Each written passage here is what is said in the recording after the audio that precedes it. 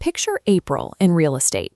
One agent's phone is ringing off the hook, their calendar is packed with showings, and they're drowning in new listings. Meanwhile, another agent in the exact same market is sitting at an empty desk, waiting for the spring thaw to finally bring them a client. It is natural to look at that successful agent and assume they are simply hustling harder right now. But the gap between those two schedules has almost nothing to do with the effort being exerted in April. The foundation for that massive spring harvest was actually built months earlier, during the freezing, quiet days of January and February. When the weather gets cold and buyer activity naturally dips, a temporary vacuum opens up in the market. Showings slow down, and most agents use that drop in activity as an excuse to coast until the weather warms up. That quiet period represents a massive opportunity. The off-season provides a measurable head start for agents who choose to actively drive the market instead of passively reacting to it. Let's rewind to January. When the market goes entirely still and your competition pulls back, any proactive communication you initiate stands out clearly. A simple phone call or a handwritten note lands completely differently when no one else is bothering to show up. Before executing any complex outreach, you have to complete phase 1. Building, cleaning, and organizing your customer relationship management database, or CRM. A CRM is a software system used to track and manage all of your interactions with current clients, past clients, and potential leads. You need to pull contacts from your phone, past transaction files, and old leads, and put them all into that database. Then tag them into specific segments: past clients, warm leads, referral partners, and your general sphere of influence. This chart shows client retention data from the National Association of Realtors.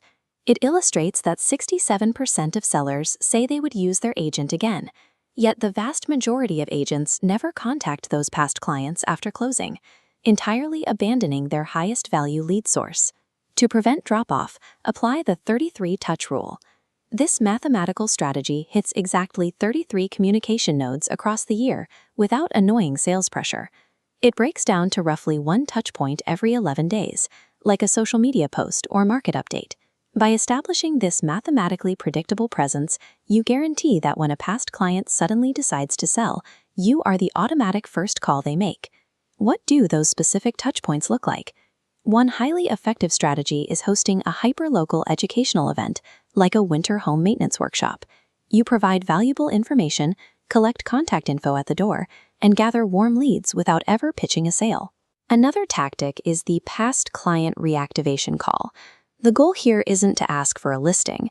You simply call to check in, see how their house is holding up, and offer a brief insight into the local market.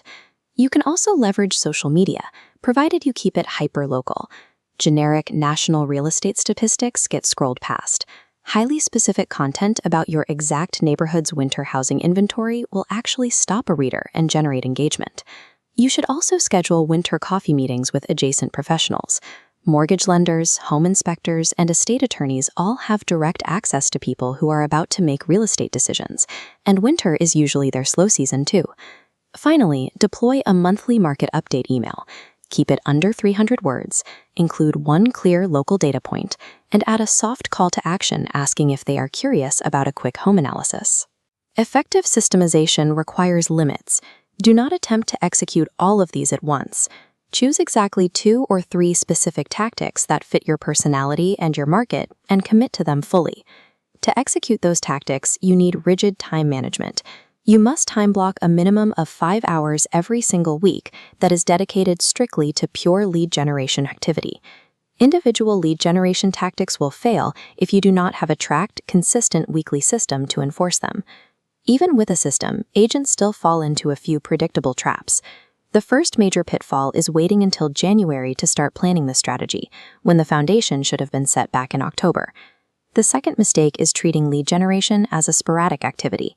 One big push followed by weeks of nothing produces 0 results. Small, steady weekly actions are what actually compound over time. Third, agents frequently ignore prospects who are on an 18-month timeline to pursue immediate, hot leads. If you skip the long game, you lose those listings to the patient agents who maintain contact. The ultimate failure is successfully generating a lead, but lacking the structural system to follow up with them. Without a follow-up protocol, the initial effort is entirely wasted. Avoid those pitfalls, stick to your schedule, and watch what happens when April arrives. That winter discipline produces a booming pipeline in the spring. Successful agents treat the winter months strictly as a period for business development.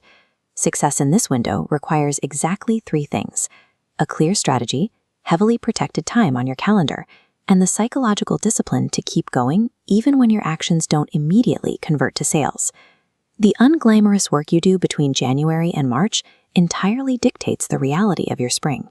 For a deeper dive into building these specific systems, check out the full source article on off-season lead generation.